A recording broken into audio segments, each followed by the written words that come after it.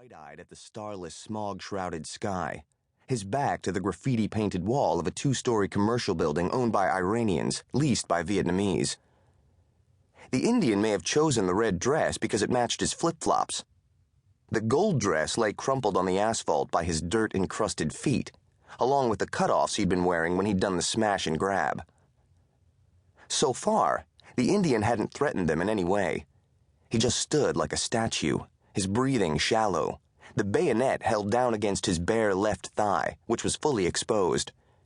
He'd sliced the slit in the red dress clear up to his flank, either for more freedom of movement or to look more provocative.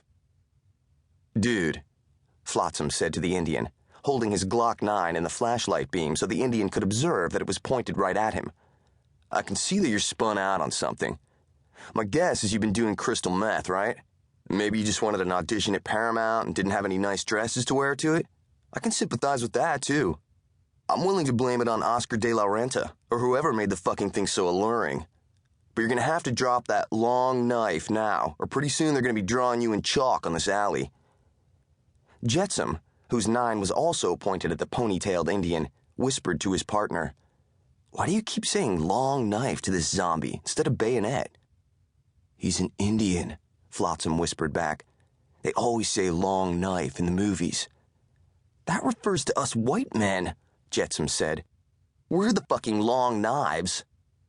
"Whatever," said Flotsam. "Where's our backup, anyhow? They could have got here on skateboards by now." When Flotsam reached tentatively for the pepper spray canister on his belt, Jetsam said, "Uncool, bro. Liquid Jesus ain't gonna work on a meth monster. It only works on cops. Which you proved the time you hit me with the Act Right spray instead of the roided-up primate I was doing a death dance with."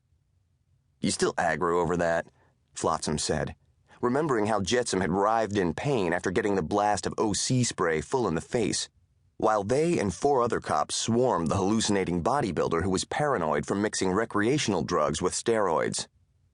"Shit happens, dude. You can hold a grudge longer than my ex-wife."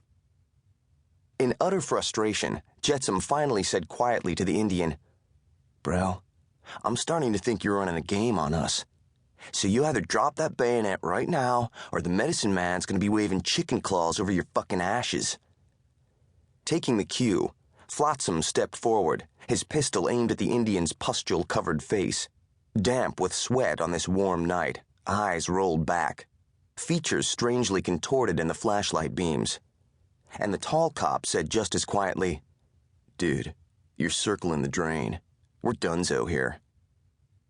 Jetsam put his flashlight in his sap pocket, nowadays a cell phone pocket, since saps had become LAPD artifacts, extended his pistol in both hands, and said to the Indian, "Happy trails, pard. Enjoy your dirt nap." That did it. The Indian dropped the bayonet, and Flotsam said, "Turn and face the wall, and interlace your fingers behind your head." The Indian turned and faced the wall, but he obviously did not understand interlace. Jetsam said, "Cross your fingers behind your head." The Indian crossed his middle fingers over his index fingers and held them up behind his head. "No, dude," Flotsam said. "I didn't ask you to make a fucking wish, for Christ's sake." "Never mind," Jetsam said, pulling the Indian's hands down and cuffing them behind his back. Finally, the Indian spoke. He said, "Do you guys have a candy bar I could buy from you? I'll give you $5 for a candy bar." When Jetsam was walking the Indian to their car, the prisoner said, "10. I'll give you $10. I'll pay you when I get out of jail."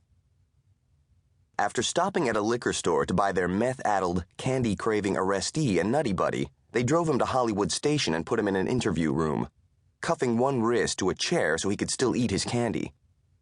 The Night Watch D2, a lazy sensitivity-challenged detective known as Compassionate Charlie Guilford, was annoyed at being pulled away from shows like American Idol, which he watched on a little TV he kept concealed in the warren of work cubicles the size of airline restrooms, where he sat for hours on a rubber donut. He loved to watch the panels brutalize the hapless contestants.